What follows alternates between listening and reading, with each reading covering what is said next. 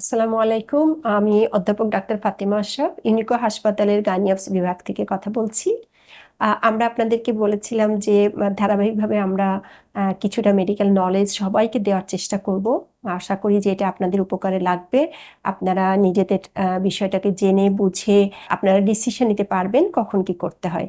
তো আজকে একদম খুব বেসিক কতগুলো জিনিস নিয়ে কথা বলবো যে একটা মেয়ের যে প্রোডাক্টিভ রিপ্রোডাক্টিভ অর্গান বললে আসলে একটা মেয়ের শরীরে কিভাবে সেই অর্গানটা থাকে, কোথায় থাকে এবং কিভাবে তার কাজটা নিয়ন্ত্রণ হয়।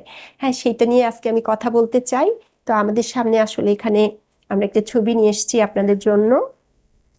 আপনারা দেখতে পাচ্ছেন যে এখানটা আসলে জরায়ুর একটু টপ দেখা যাচ্ছে, এখানে একটু দেখা যাচ্ছে টপে জরায়ুটা। আমরা এই ছবিটা আরো ভালো করে আবার দেখব।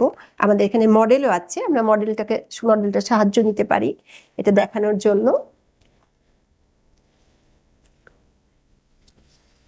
এটা আপনারা দেখতে পাচ্ছেন, এটা হচ্ছে এই অংশটার নাম হচ্ছে জরায়ু, যেটার মধ্যে আসলে বাচ্চা ধারণ হয় এবং মেয়েদের ক্ষেত্রে যেটাতে একটা পরিণত বয়সে আসলে মাসিক হয়, আবার একটা পরিণত বয়সে গিয়ে মাসিকটা বন্ধ হয়ে যায়। তো এটুকু হয়ে হচ্ছে জরায়ু। এখানে কিন্তু জরায়ুটাকে লম্বা করে কেটে এর ভিতরের অংশটা দেখানো হয়েছে।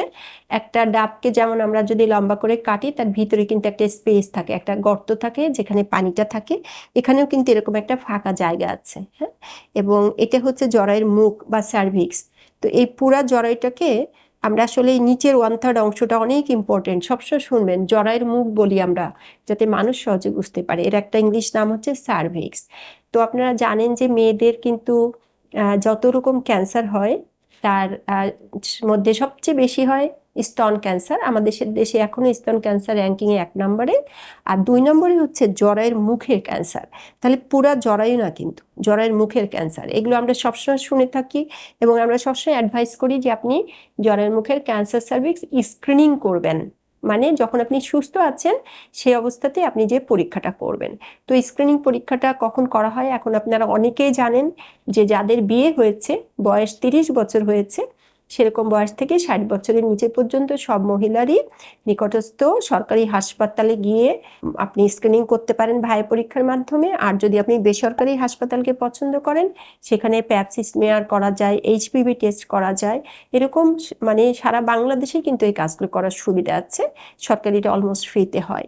তো তাহলে সেই সুযোগগুলো আমাদের নিতে হবে। আমরা এরপরে জরায়ুর বিভিন্ন অংশ নিয়ে আবার আপনাদের কাছে বলতে আসবো। ধন্যবাদ।